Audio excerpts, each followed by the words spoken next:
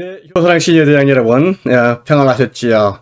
그리고 이 유튜브를 통해 하나님의 말씀을 함께 공부하시는 분들이 계신 줄로 믿습니다. 모든 분들에게 하나님께서 함께 하시는 평강의 시간이 되시기를 기도드립니다. 성경 파노라마 시간이 돌아왔고요. 저희들 오늘 시간은요, 꿈의 사람 요셉, 이러한 제목으로 창세기 35장부터 50장까지 되겠습니다. 그래서 요셉은 하나님의 택함을 받아서 세계적 재난, 당시에 가뭄 팬데믹이죠. 세계적으로 찾아왔었던 팬데믹이었습니다. 가뭄 사건이었습니다. 그러한 팬데믹을 극복하고 하나님 나라를 세우는 중요한 일에 쓰임을 받았었던 이 요셉에 대해서 공부하는 시간이 되겠습니다. 여러분, 요셉 그러면 뭐가 생각납니까? 그렇죠? 꿈입니다. 요셉 그러면 꿈이 생각나는데, 그래서 저희들이 꿈의 사람 요셉, 이런 제목으로 한번 하나님의 말씀을 살펴보도록 하겠습니다. 저희들이 요셉에 대해서 곧바로 인물 스타디로 들어가기 전에요, 저희들이 요셉에 대해서 많이 알고 있습니다. 아브라함, 이삭, 야곱, 요셉. 그러면은 지금까지 교회에서 들어왔었던 바들이 많이 있거든요. 그래서 혹시 이러한 요셉에 대한 개인 인물 스타디가 다 알고 있는 내용으로 생각하시는 분들이 계실 수도 있다고 생각이 됩니다. 그런데 우리가 이런 성경 인물들 공부할 때 말이죠, 아주 중요한 그 포인트, 요점을 놓치는 경우가 있습니다. 뭐냐면요, 우리가 한 개인, 또 성경에 나오는 인물들을 공부할 때에 그 인물들 배경에 있는 중요한 내용들을 사실은 공부를 해야 되거든요. 그게 뭐냐면요, 바로 이겁니다. 제가 지난번에 서론 시간에 말씀을 드린 바가 있었습니다. 성경에서 무엇을 봐야 될 것인가? 성경을 관통하는 하나님의 뜻이 있었다는 것입니다. 그게 뭐였습니까? 바로 하나님의 경륜과 하나님의 섭리라는 제목이 있었습니다. 서론에서 제가 말씀을 드린 바가 있습니다. 우리가 그러니까 성경에서 아브라함, 이삭, 야곱, 요셉을 공부하면서 말이죠, 어떻게 하면 내가 이 땅에서 복을 받을 수 있을까? 그 복 받는 방법을 연구하는 것.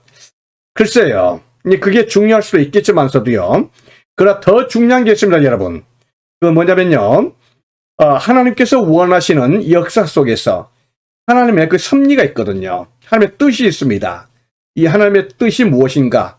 아브라함과 이삭과 야곱과 요셉을 향하는 하나님의 뜻, 그것이 무엇인지를 알아야 되는 거죠. 바로 그거는 하나님의 경륜과 하나님의 섭리라는 주제가 되겠습니다. 다시 한번 우리가 서론에서 공부했을 때만요, 다시 한번 이 부분을 살펴보도록 하겠습니다. 성경에 흐르는 하나님의 뜻이 하나님의 경륜입니다. 경륜요. 하나님의 경륜이 뭘까요? 경륜요. 헬라어로는요, 오이코노미아. 사실 오이코노미아에서 온 단어가 영어에서 이코노미입니다. 이코노미가 헬라어 오이코노미아에서 온 단어거든요. 이코노미가 뭡니까? 그렇죠? 경영, 경제, 이런 부분 아니겠습니까? 그래서 하나님의 오이코노미아, 하나님의 경륜이라는 것은요, 하나님의 집의 운영 계획이다, 이러한 뜻이 되겠습니다. 자, 하나님의 경륜은요, 하나님의 우주 창조의 뜻이며 하나님의 우주를 주관하시는 목적이 되겠습니다. 굉장히 참 이런 내용들이 거대하고 거창하죠. 그런데 이 말씀이 뭐냐면요, 한마디로 말하면 하나님께서 왜 이 세상을 창조하시는지, 왜 하나님께서는 저와 여러분을, 이 우주를 창조하시는지, 이 창조의 목적과 그 이유가 되겠습니다. 여러분, 하나님께서는 왜 이 우주와 이 지구와 저와 여러분을 만드셨죠? 바로 그겁니다. 그 목적을 알아야 되는데, 그거는요, 하나님의 창조의 뜻이 그 속에 있다는 거죠. 그거는 바로 하나님의 나라입니다, 여러분. 하나님께서 하나님의 나라를 세우기 위해서 이 우주를 만드시고 지구를 만드시고 저와 여러분을 만드셨다, 이렇게 분명하게 알아야 될 줄로 믿습니다. 하나님께서 하나님의 백성과 함께 하나님의 선한 뜻을 이루시는 바로 그러한 나라, 하나님의 나라를 세우기 위해서 하나님께서는 모든 것을 창조하시고 만드시고 경영하신 것입니다. 자, 그렇다면요. 하나님의 나라 할 때 나라 3요소가 있다고 했었습니다. 3요소. 나라의 3요소입니다.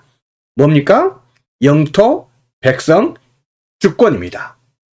예, 영토, 백성, 주권. 우리가 사실은 이게 중학교 이전에 초등학교 때 배웠었던 그런 내용들이라고 보여집니다. 예, 그래서요. 우리는 아브라함, 이삭, 야곱, 요셉 그리고 앞으로 나오는 모세와 이스라엘 백성들을 통해서 바로 이 부분을 보아야 됩니다. 이 부분을 놓친다면요. 성경을 잘못 본 겁니다. 하나님의 나라의 개념이에요. 그래서 하나님의 나라를 세우고자 하시는 하나님의 그 의지, 바로 그걸 보아야 한다는 것입니다. 하나님께서 야곱에게 복을 주시는데요. 그것은 야곱 한 사람이 이 세상에서 출세하고 복을 받고 사는 바로 그러한 것으로 끝나면 안 된다는 겁니다. 하나님께서는 야곱을 통해서 더 큰 그림을 그리시고 더 큰 구상을 하시는 건데 바로 뭡니까? 바로 하나님의 나라를 세우시는데 야곱을 쓰임받기를 원하시는 겁니다.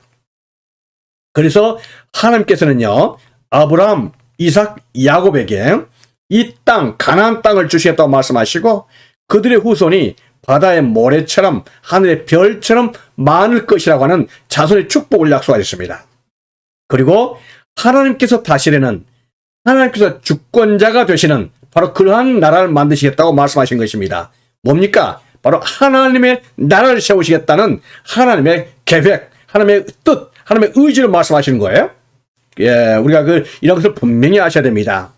바로 오늘부터 배우는 요셉에 대해서도 마찬가지입니다. 요셉을 공부할 때 이러한 하나님의 나라에 대한 하나님의 뜻이 어떻게 진행되어지는지 어떻게 이루어지는지 우리가 바로 그것을 공부해야 된다는 거예요.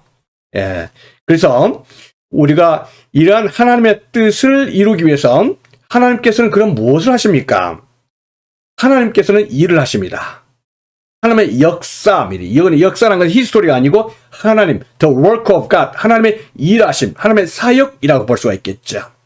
예, 우리는 이 하나님의 역사, 하나님의 사역, 하나님의 일하심을 신학적 용어로 하나님의 섭리 이렇게 말을 합니다. 하나님께서는 하나님의 나라를 이루라고 족장들에게 또 우리에게 명령하시고 나서 뒷짐지시고 쉬시는 분이 아니십니다. 하나님께서 직접 사람들 속에 내려오셔서 개입하시고 역사하시고 일하신다는 말이죠. 하나님께서는 하나님 나라의 회복을 위해서 열심히 일을 하시는 분이십니다. 성경 그렇게 말씀하고 있잖아요. 하나님께서는 일하실 때에 하나님께서는 하나님의 사람들을 부르시고 그들과 함께 일을 하십니다. 그 하나님의 일꾼들이 바로 아브라함, 이삭, 야곱, 요셉 그런 족장들이고요. 또 가장 중심에서 하나님의 구속의 역사를 완성하시는 분이 바로 예수 그리스도이셨습니다. 하나님의 나라를 완성하신 분이셨죠? 그리고 지금도 하나님의 나라의 완성과 회복을 위해서 역사하시고 계시고 사람들을 부르시고 계십니다. 누구입니까? 그렇습니다. 바로 저와 여러분을 부르시고 계시고 저와 여러분을 하나님께서 이끌어 가지고 계신데 하나님의 나라를 세우시기 위해서 그러신 것입니다. 어떻습니까? 하나님께서 저와 여러분을 부르신 이유가 그냥 아무렇게나 살고 또 복받기 위해서 이러한 것이 아닙니다. 개인적인 게. 더 큰 역사를 하나님께서 바라보시고 계시는데 뭡니까? 바로 하나님의 나라를 세우시기 위해서 저와 여러분을 일꾼으로 부르신 줄로 믿습니다. 아멘이시죠? 그렇습니다. 이제 그렇다면 우리가 요셉을 공부할 때 바로 이런 방향을 분명하게 잡아야 될 줄로 믿습니다.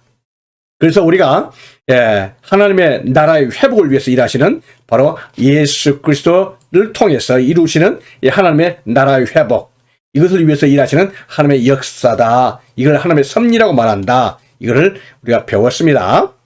자, 그래서요 우리가 지난번에 서론에서 하나님의 뜻을 인도하는 세 가지 관점이 있다고 했습니다. 성경을 공부할 때 반드시 우리는 연대적으로 성경을 이해하는 것이 성경을 가장 잘 이해할 수 있는 방법이었다 했습니다. 저희들은 이렇게 공부할 겁니다.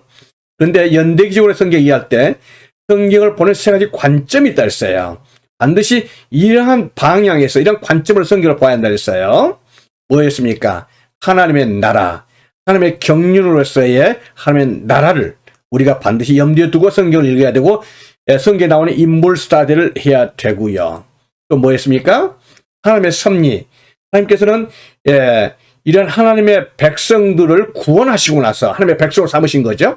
그래서 하나님께서는 잃어버린 이 하나님의 백성들을 회복하신 바로 그 하나님의 섭리로서의 하나님의 구원을 볼 수가 있겠습니다.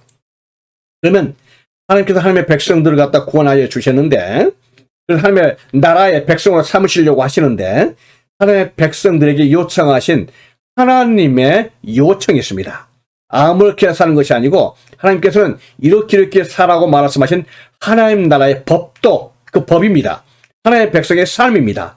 바로 하나님의 요청입니다. 바로 이러한 부분들의 관점을 가지고 성경을 봐야 된다고 했습니다. 그래서 우리가 성경을 공부할 때요, 킹덤에서의 K, 셀베이션에서의 S 그랬습니다. 그 다음에 하나님 나라의 백성의 생활할 때 그 라이프의 라이프를 했습니다. 그래서 뭐라고 했습니까? 그때 우리가 암기하기 좋게요, KS 라이프 이렇게 말씀하셨습니다.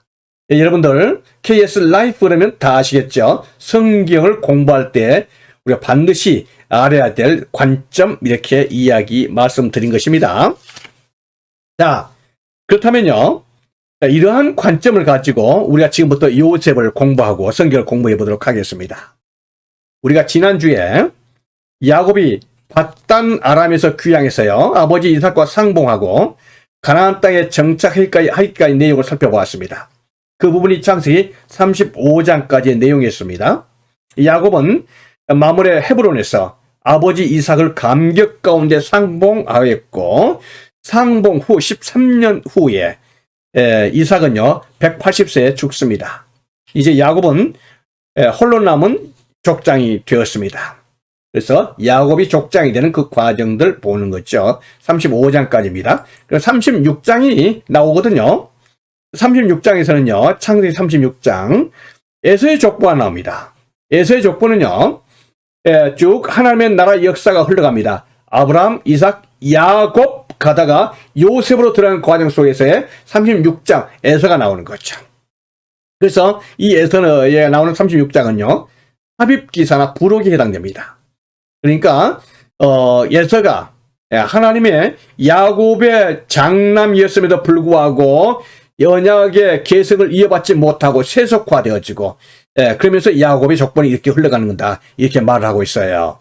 그래서 에서 곧 에돔의 족보는 이러하니라 이렇게 에서의 족보를 기억하고 있는데요. 여기서 보니까 에서는 결혼을 가나안 여인과 또 히위 족속의 여인을 아내로 맞이하였고 그랬습니다. 또 이스마엘의 딸을 맞이하였다 이렇게 말을 하고 있습니다. 에서는 이방 여인하고 그것도 3명의 여인과 중혼을 합니다. 뭐를 보입니까? 에서의 가문이요, 점차 이방인화 되어가는 그 과정을 보여주고 있습니다. 그 하나님의 언약에서, 언약 계보에서요, 점차 멀어져 가고 있는 이 에서의 계보를 보여주고 있죠. 그리고 에서는 마침내 가나안 땅, 그리고 아버지 이삭을 떠납니다. 그리고 세일산에 거주하게 되고 에돔 족속의 조상이 되었다 이렇게 말하고 있습니다. 이게 에서의 족보거든요. 그러니까 에서는요, 가나안 땅을 떠납니다. 그리고 아버지 이삭을 떠납니다. 이렇게 해서요, 아버지 야곱을 떠나는 거죠, 에서는요. 그래서 이 에서는요, 야곱의 가문의 장자로 태어났지만은 이 장자의 위치를 잃어버리고 자발적이었습니다. 스스로의 자발적으로 그 선택에 의해서 이렇게 이 하나님의 언약의 가문에서 멀어져 가고 있는 에서의 계보를 보게 되는 것입니다. 그리고 나서 37장이 나오는 거죠. 37장에서는 야곱의 족보가 나옵니다. 여기 보니까 야곱이 가나안 땅, 곧 그의 아버지가 거류하였던 땅에 거주하였더니 이렇게 나와 있습니다. 야곱의 족보는 이러하니라 이렇게 기록되어 있습니다. 여러분, 야곱은 가나안 땅에 거합니다. 아버지 이삭과 함께합니다. 왜 그렇습니까? 왜냐하면 바로 거기에 하나님의 언약이 있기 때문에. 야곱은 가나안 땅에 거주했었고 아버지 이삭과 함께 이렇게 보내는 것을 우리가 보거든요. 이렇게 해서 하나님의 언약이 야곱에게로 계승되어지게 되는 것입니다. 여러분, 우리가 여기서 잠깐 한번 멈춰서 이 부분을 한번 살펴볼 필요가 있겠습니다. 뭐냐면요, 야곱이 하나님 나라의 언약의 계승자가 된 것 말이죠. 이게 어떻게 해서 된 겁니까? 우리가 지난번에 배웠습니다. 야곱이 이 하나님의 언약의 계승자가 되기 위해서 얼마나 씨름했습니까? 씨름꾼 야곱 아니었습니까? 야곱의 씨름 때문이었습니까? 아니면 야곱의 씨름꾼과 같은 투쟁적인 노력 때문에 자기가 얻을 수 없었던 이 장남의 참 이거 장자권을 얻게 된 것입니까? 아니면은 형과 아버지, 그 심지어 하나님을 속이면서 사기와 거짓으로 얻은 결과일까요? 아니잖아요. 무엇이었습니까? 이거는요, 형 에서가 이 언약 계승에는 무관심하고 자원에서 언약 계승자에서 스스로 탈락합니다. 그리고 이방인과 중혼을 하고 말이죠. 세일산에 가서 가나안 땅이 아니죠. 세일산에 가서 정착함으로 스스로가 이방인처럼 살아가게 되는. 그래서 에서는 하나님의 언약의 계승에서 멀어져간 바로 이 부분을 보게 됩니다.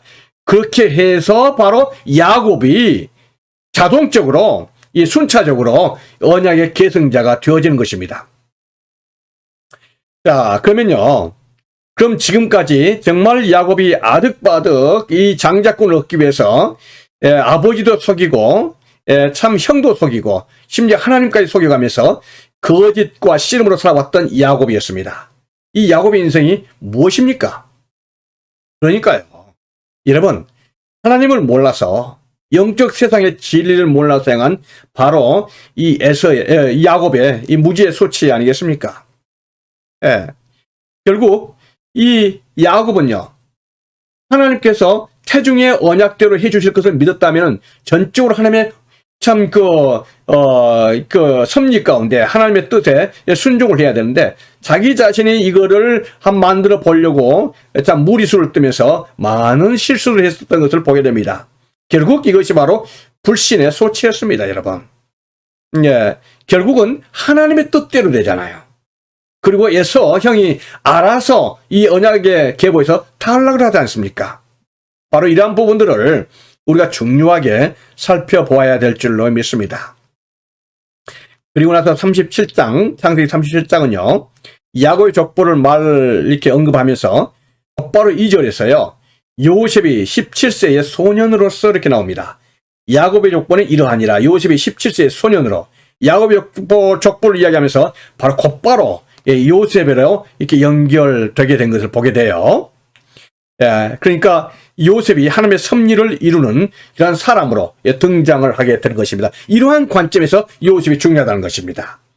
자, 우리가 바로 이러한 하나님의 나라의 언약의 계보의 계승자로서의 요셉의 바로 그러한 관점으로 요셉을 살펴보게 되는 것이에요. 요셉의 일생은 이렇게 그려지게 됩니다. 요셉이 하란에서 출생하여 6살까지 살다가요, 가나안으로 이주하여 아버지 야곱의 사랑을 받으면서 성장을 합니다. 귀한 도중에 16살 때죠, 어머니 라헬이 베냐민을 낳다가 죽습니다. 이렇게 됐고, 이게 청소년기가 되겠고요. 그 다음으로 요셉에게는 환란기가 찾아오는데요, 요셉이 17세에 형들에 의해서 야곱의 종으로 팔려지게 됩니다. 보디발의 집안 노예, 총무로 8년 정도 지난 다음에 보디발의 아내 모함으로요, 감옥 생활을 하는데 약 5년 정도 감옥 생활을 하게 됩니다. 그래서 이 도합 13년은 요셉에게 있어서는요, 엄청난 두려움의 시기, 환란의 시기였을 것입니다. 이 시기 가운데서 참 하나님의 뜻이었었죠. 이 요셉은요, 바로의 꿈을 해석함으로 말미암아 바로 왕에게 앞으로 닥칠 세계적 재난, 이 팬데믹을 준비할 국무총리가 되도록 임명을 받습니다. 바로 이 시기부터가 요셉에게는 황금기가 되겠습니다. 요셉은 약관 30세에 애굽의 국무총리가 되게 되는 거죠. 그래서 요셉이 그 애어를 봤던 것처럼 7년 풍년, 그 2년 흉년 때에 그 지난 다음에 가나안 땅의 온 친족을 애굽으로 이민 초청을 하게 됩니다. 이때에 요셉의 나이가 39세이고요. 야곱은 130세였습니다. 그리고 요셉이 56세일 때 아버지 야곱이 147세로 죽고 요셉은 110세로 아버지보다 또 할아버지보다도 상당히 일찍 죽게 되겠습니다. 자, 다시 한번 이 부분을 이렇게 보겠습니다. 무엇입니까? 바로 이 시기가 요셉이 국무총리로 활동하던 시기죠. 황금기입니다. 그리고 이 시기는요, 17세에 형들에게 팔려서 보디바르 집에서 종생활하던 8년과 애굽의 정치범 수용소에서 보낸 5년의 시기, 13년 요셉의 고난기라고 볼 수가 있겠습니다. 고난기죠. 자, 여기서 우리가 한 가지 살펴볼 게 있습니다. 요셉이 힘든 이 고난기에, 정말 힘든 과정 아니었습니까? 그 어린 나이에 애굽으로 종으로 팔려갔습니다. 그러면서도 불구하고 거기에서 정말 꿈을 잃지 않고 인생을 포기하지 않고 살아갈 수 있었던 바로 그 힘이 어디 있었을까요? 그리고 애굽의 총리로 중책을 맡았잖아요. 30세입니다. 약관 30세의 이민자로서 그 어려운 중책을 성공리에 수행할 수 있던 그 힘이 무엇이라고 생각하십니까, 여러분? 우리가 이걸 알아야 되거든요. 요셉이 어떠한 무엇을 통해 어디서 이러한 것을 배울 수 있는 교육을 받았던 것도 아닙니다. 학교를 나왔던 것도 아니고요.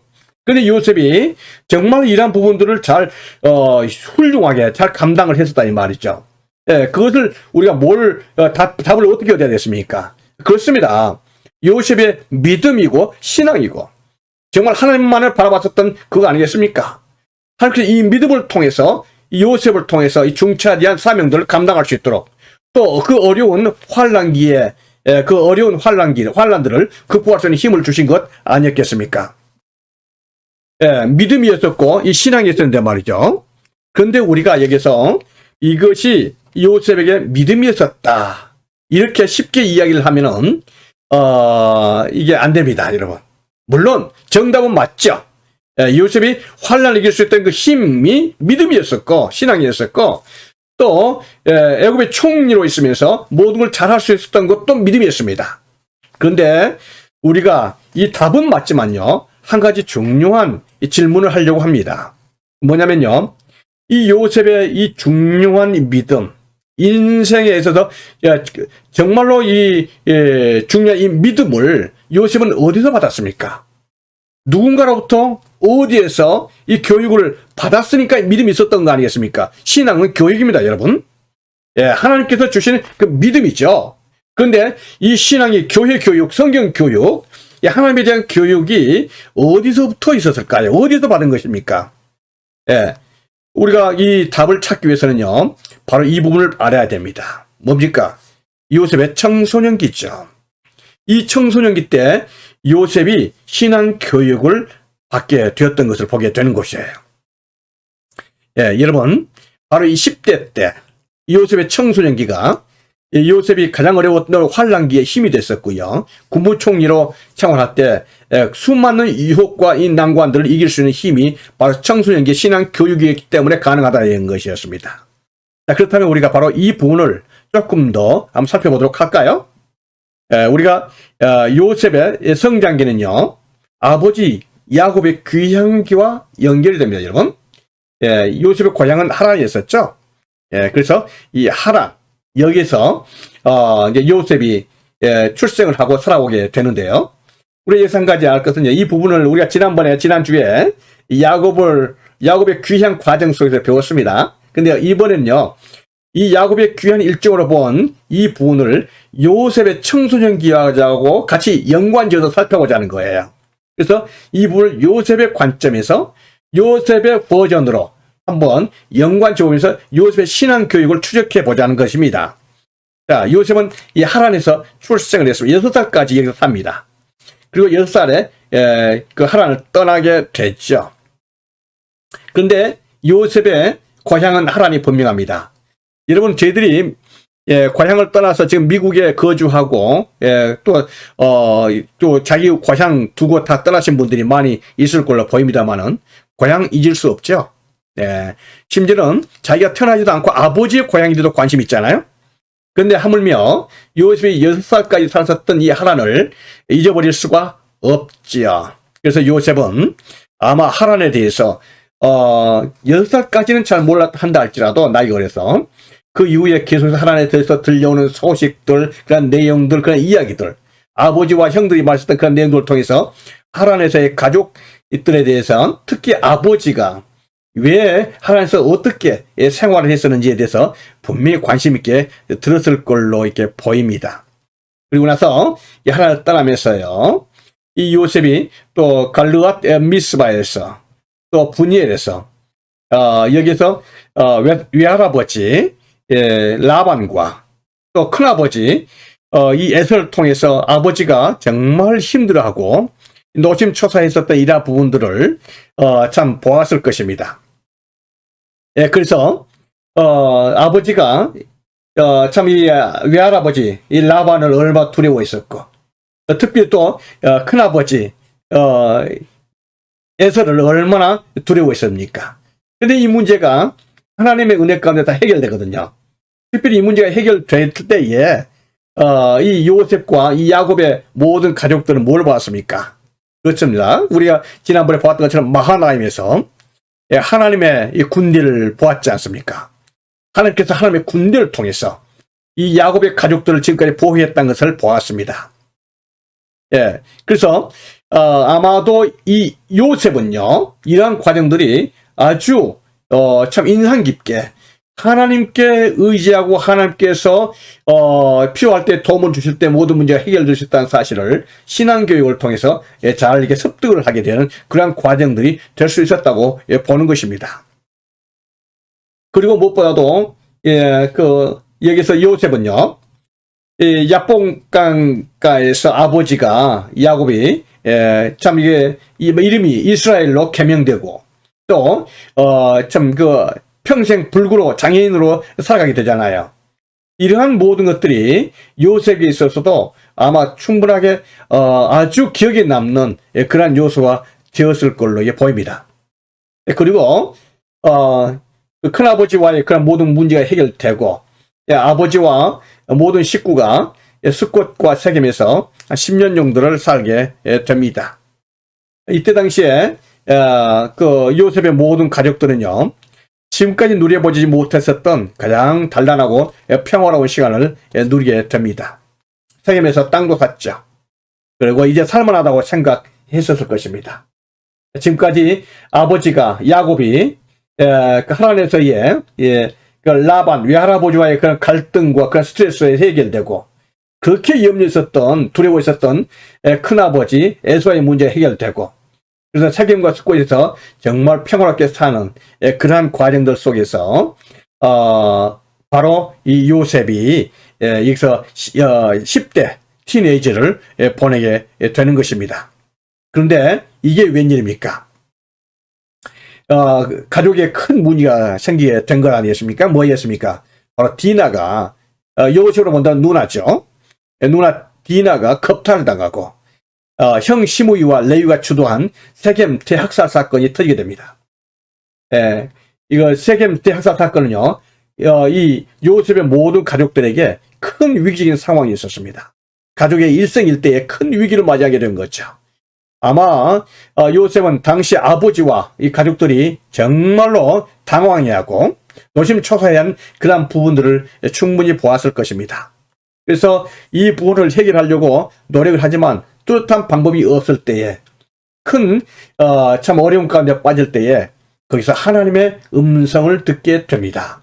뭐였습니까? 바로 베델로 돌아가라 하는 하나님의 메시지와 하나님의 말씀을 듣고 온 가족이 베델로 내려오게 되는 것입니다.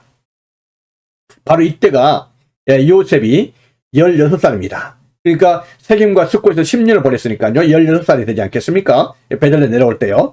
16살이면요, 모든 것들이 가장 명석하고 또 기억에 남는 그러한 나이라고 볼 수가 있겠습니다. 베델에 와서 요셉이 뭘 받겠습니까?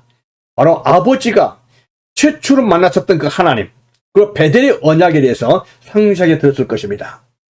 하나님께서 이 베델에서 아버지 야곱에게 뭘 원했었고 어떤 메시지를 주셨는가, 그러한 가족의 언약들을 충분히 확인하는 그러한 요셉이었을 것입니다. 아무래도 요셉은요, 영적인 사람이 있었고, 이런 아버지에게 이런 베델 언약에 대한 내용들을 들으면서요, 정말 가슴이 충만하고 흥분되어지는 그런 영적 체험들을 했을 걸로 보입니다. 바로 이것이 신앙 교육이 되었던 것입니다, 여러분. 예, 요셉은요, 티네이저 때, 이러한 정말로 현장 교육을 통해서, 아버지에게 배웠었던 그런 신앙 교육들을 배우게 되는 것입니다. 그러면서 요셉은요, 정말 이런 어려운 상황 속에서도 하나님만을 믿는다면은 이 베델 땅을 설 때 아버지 이 야곱이 정말 홀로 단신으로 갔었지만은 지금은 이렇게 하나님께서 충분하게 복을 주시고 이렇게 무사히 돌아오게 해주신 그 하나님의 언약의 성취를 생각하면서 하나님만을 믿는다면은 어떠한 어려움이 있더라도 정말 보호받을 수 있다 하는 것을 요셉은요, 현장 교육을 통해서 충분하게 배울 수가 있었다는 것입니다. 그리고 할아버지를 만나기 위해서 헤브론 내려온 과정 속에서 어머니 라헬이 여기서 동생 베냐민을 낳다가 난산으로 죽게 되는 또 슬픔을 당하게 됐죠. 어머니가 죽었습니다. 그렇지만 여기서 또 자기 동생 베냐민을 얻게 됐죠. 여기서 보니까 요셉과 친동생 베냐민은요, 막내죠. 베냐민은요 16살 차이가 나는 나이 터울이 생긴 것을 보게 됩니다. 그리고 나서 마침내 헤브론에 와서 할아버지 이삭을 만나게 됩니다. 말로만 듣던 할아버지, 정말로 말로만 들었던 그 할아버지를 이 16살 때에 가장 정말로 영적 관심도가 높을 그때에 할아버지 이삭을 만나게 됩니다. 그러면서 모든 과정 속에서요, 아버지 야곱이 어떻게 해서 왜 이 할아버지 이삭을 떠나게 되는지, 이런 모든 과정들을 요셉은 충분히 알고 배우고 들었을 걸로 이렇게 보입니다. 그러면서 아버지 야곱이 얼마나 영적인 것을 사랑했었고 축복받기를 원했었는가.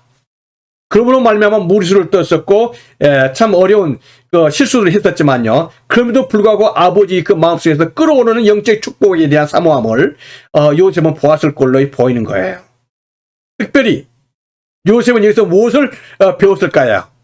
여러분, 제가 지금 이렇게 시나리오를 이렇게 여러분들에게 전개해 나가지만요, 충분히 저는 그렇게 됐을 걸로 믿고 이렇게 생각하면서 은혜를 받고 있습니다, 여러분. 여기서 특별히요, 요셉은 뭘 봤을까?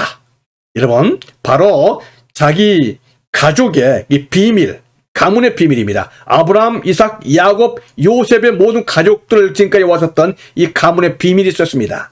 뭐였습니까? 바로 하나님의 언약입니다. 증조 할아버지 아브라함을 부르셨던 하나님, 갈대아 우르에서부터 하나님을 통해서 올 때에 하나님께서 부르셔서 이곳에 정착하게 되었었던 바로 아브라함을 통한 그 부르심, 또 할아버지 이삭을 통한 부르심, 아버지 야곱을 통한 그 부르심, 바로 이 가족의 비밀을 가장 인상 깊게 마음속에 품었던 사람이 바로 요셉이지 않았을까, 저는 그렇게 믿습니다.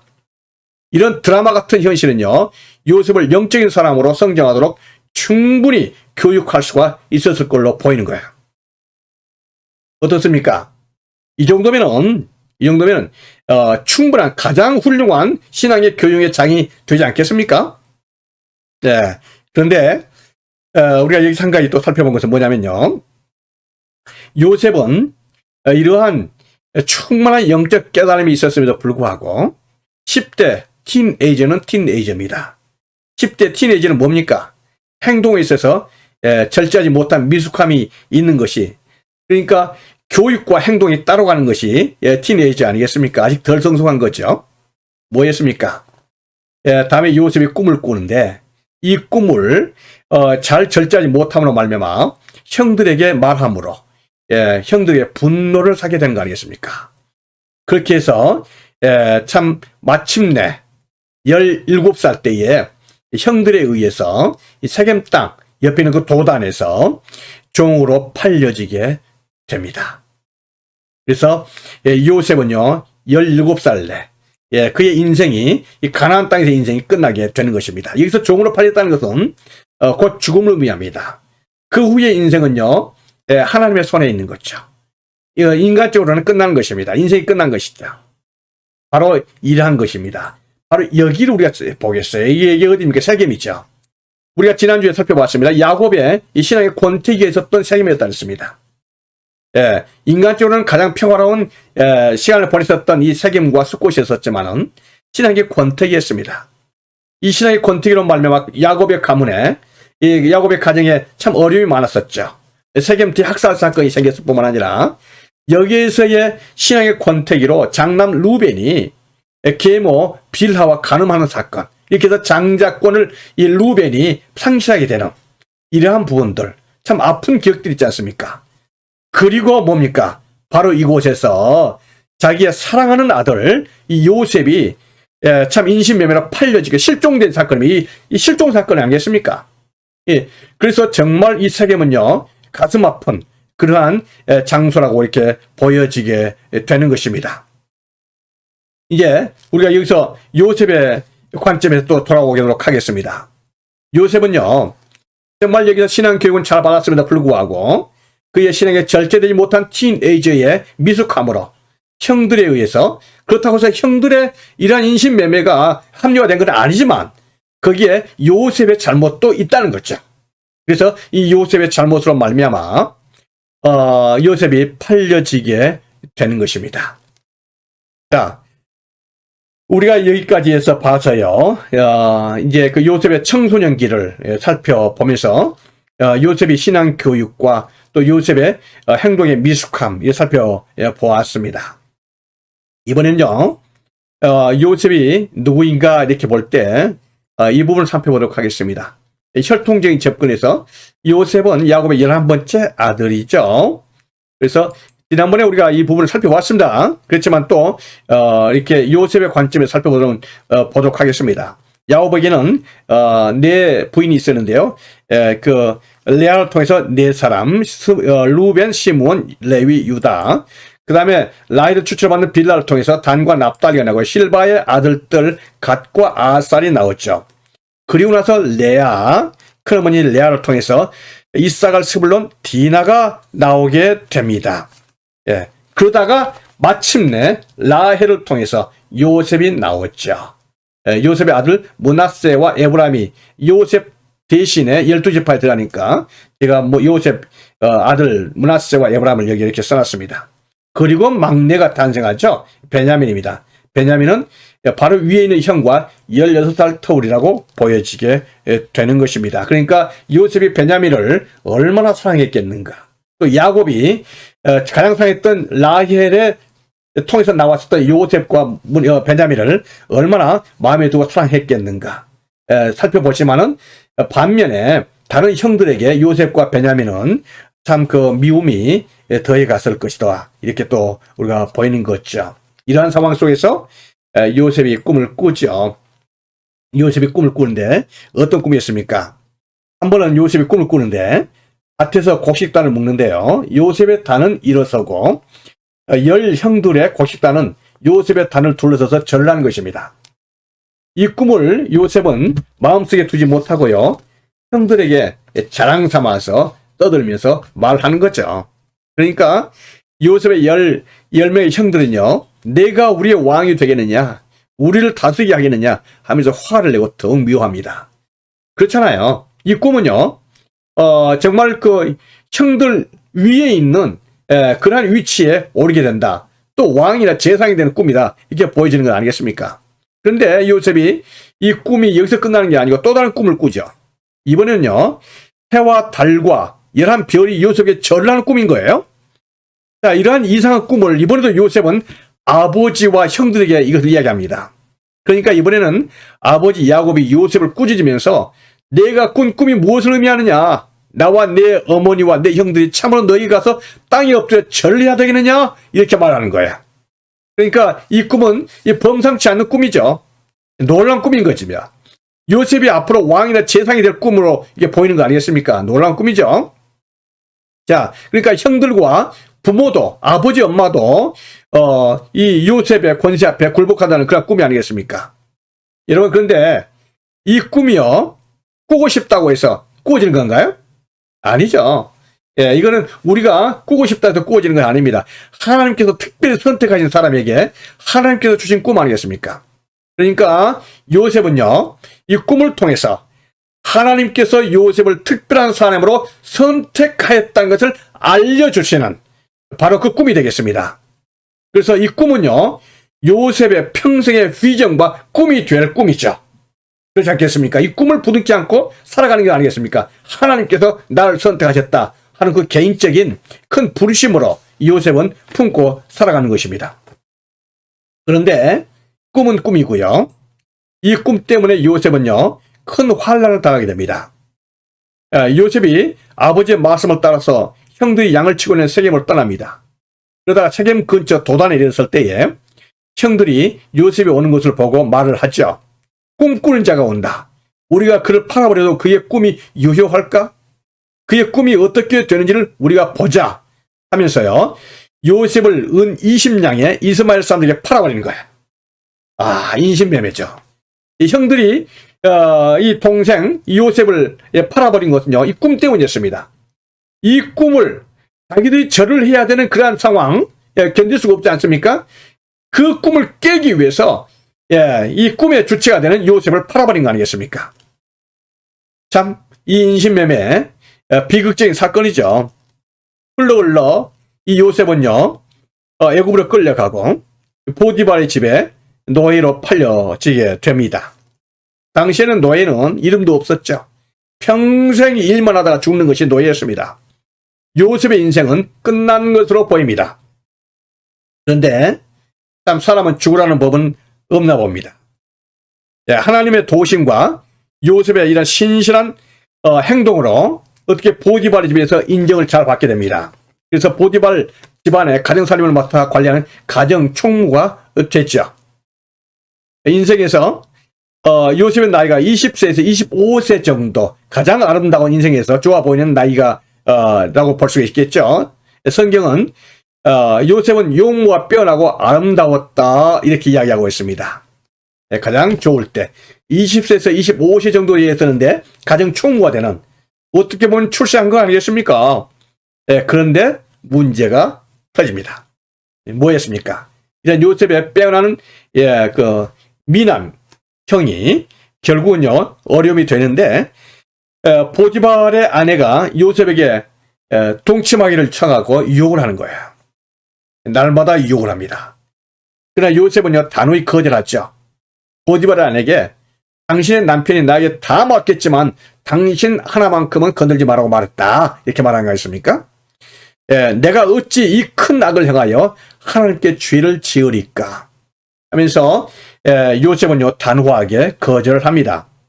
그래야 되겠죠. 그런데도 그 보디발의 아내는요 날마다 요셉에게 요청을 하는 거예요. 이렇게 하니까 요셉의 고민이요 이만저만이 아닙니다. 급기야 하도 이 요셉이 괴로워서 이 보디발의 아내 있는 곳에는 가지도 않고 또 이 보디발의 아내를요 기피하게 됩니다. 그러니까 마침내 이 보디발의 아내는요 화가 나서 이 요셉을 모함을 합니다. 남편에게 모함을 해서 남편이 이 요셉을 갖다가 왕의 죄수를 가두는 정치 수용소에 투옥시키는 거예요. 이 감옥은요 한 번 들어가면은 무죄가 입증될 때까지는 결코 나오지 못한 정치범 수용소입니다. 여러분, 꿈을 꾸었다고 해서 마냥 좋아할 것은 아니에요. 그 꿈에는 언제나 환란이 기다리고 있습니다. 여러분, 환란이 온다 할지라도 이 꿈은 포기할 수가 없죠. 왜 그렇습니까? 이 꿈은 하나님께서 주시는 꿈이기 때문에 그렇습니다. 요셉은요 꿈의 사람이었습니다. 그러나 그 환란도 컸던 것을 보게 되는 것이에요. 자, 우리가 여기서요 이 요셉의 꿈의 사람 정리를 하도록 하겠습니다. 청소년기에 가정에서 꿈을 꾸었었죠. 요셉의 꿈의 사람인 것입니다. 이렇게 해서 야곱 가문의 중요한 인물이 되는 그러한 부분들을, 어쩌면 야곱 가문의 장자의 역할을 감당하는 그러한 역할을 이 요셉이 하게 되는 그런 꿈이라고 볼 수가 있겠습니다. 그리고 두 번째로 그 꿈 때문에 감옥에서 환난을 당하지만 또한 그 꿈을 붙잡고 인내하며 성실하게 행동함으로 감옥에서 인정을 받게 되어 간수장이 옥중 죄수를 다 요셉의 손에 맡기고 재반 옥중 사물을 요셉에게 맡기게 됩니다. 그러던 중에 애굽 왕의 술 맡은 자와 떡 굽는 자의 꿈을 해석하였는데요. 요셉의 해몽대로 그 꿈이 다 이루어지게 되죠. 요셉은 가정을 넘어서 이제 그가 속한 이웃과 사회 위에 꿈을 이루는 그런 사람이 되겠습니다. 가정에서 이웃과 사회로 확장되어지게 되죠. 이제 마침내 바로 왕이 어떤 꿈을 꾸고 나서 그 해석을 몰라 해서 심란해하고 있는 거예요. 이걸 잊어버릴 수가 없는 그가 꿈인 것 같은데 이걸 해석을 할 수가 없는 것입니다. 그러다가 지난번에 꿈을 맞춰줬었던 그 옥중에서 꿈을 했던 그 술 담그는 그 사람의 그 신하의 그 추천으로 바로 왕에게 나왔었던 이 요셉이 이 바로 왕의 꿈을 해석하는 거 아니겠습니까? 그러면서 앞으로 애굽과 전 세계적으로 큰 어려움, 가뭄의 팬데믹이 대재앙이 닥치게 될 것인데 그 재앙을 해결할 수 있는 방법을 바로 이것입니다 하면서 그 대비책까지 요셉이 제시하는 거예요. 바로 왕은요 그 꿈을 해석할 뿐만 아니라 대비책까지 정확하게 말하는 이 요셉을 바라보면서 바로 요셉이 하나님의 사람인 것을 알아봅니다. 그리고 앞으로 있을 이 세계적인 대재앙을 해결할 사람도 바로 요셉이라는 사실을 알게 된 겁니다. 그래서 약관 20세의 이 요셉을 대애굽의 국무총리로 임명을 하게 되는 것이에요. 앞으로 있을 세계적인 대재난을 준비하는 팬데믹 준비위원장으로 요셉을 임명하게 되는 것입니다. 그래서 요셉은요 이제 이 꿈을 통해서 대애굽이라는 한 나라와 제국이죠. 이 제국 그리고 세계적인 재난을 극복하는 꿈을 이루는 사람이 됩니다. 그리고 요셉은요 우리가 여기서 보죠. 가정, 이웃과 사회, 한 나라, 한 제국, 세계를 구하는 이 요셉 얼마나 멋있는 사람으로 성장을 합니까? 그런데 여기서 끝나지를 않죠. 끝나서도 안 되죠. 뭐였습니까? 아까 우리가 제일 처음에 하나님의 경륜과 하나님의 섭리를 배웠잖아요. 하나님께서 세계적인 세계를 구하는 그런 사람으로 이루어가는 것도 중요하지만 더 큰 하나님의 그림이 있었다고 그랬습니다. 바로 그게 뭐였습니까? 야곱을 하나님 나라를 세우는 데 쓰임을 받도록 하는 거예요. 하나님 나라의 꿈을 이루는 하나님의 경륜을 이루고 하나님의 섭리의 쓰임을 받게 된 바로 이 요셉이죠. 요셉은요 70명의 이스라엘 친족들을 애굽의 고센 땅에 머무르게 하여서 430년 후에 70명이 200만이 넘는 한 민족이 되게 하는 데 쓰임을 받게 됩니다. 요셉의 꿈이 이렇게 발전했습니다. 가정에서, 이웃에서, 사회에서, 한 나라에서, 제국에서, 세계에서 하나님의 나라로 옮겨지는 바로 꿈의 사람인 것을 보게 되는 것입니다. 여러분, 우리가 이러한 주제를 가지고 요셉에 대해서 살펴보았습니다. 지금까지 우리는 꿈의 사람 요셉을 살펴보았는데요. 하나님의 사람은 꿈의 사람입니다. 하나님의 나라에 꿈꾸는 자와 꿈꾸시는 바로 저와 여러분이 되어야 되지 않겠습니까? 그러면 하나님께서 이 꿈을 이루기 위해서 건강과 능력도 주실 줄로 믿습니다. 여러분, 꿈을 꾸시길 바라겠습니다. 하나님 나라에 대한 꿈입니다. 그렇게 할 때 하나님께서 요셉과 함께 했던 것처럼 저와 여러분과 함께 하실 줄로 믿습니다. 네, 그럼 건강하시고요. 다음 주에 또 뵙도록 하겠습니다. 언제나 평안하시기를 기도드립니다. 안녕히 계십시오.